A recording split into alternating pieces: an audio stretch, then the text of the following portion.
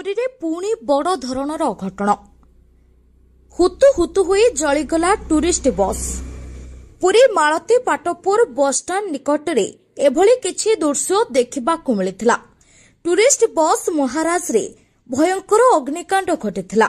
बस रे थिबा समस्त यात्री सुरक्षित रहिछन्ति।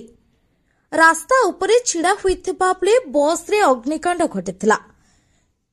गाड़ीटी पश्चिम बंगर बोली सूचना मिली।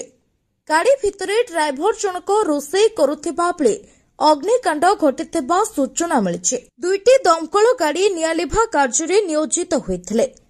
ड्राइवर को पचरा उचरा जारी रखिछि पुलिस। कोनोसी यात्री आहत होई नथिबा सूचना मिली। अग्निकांड रे बस रो प्राय 80 भाग जळि जायछि।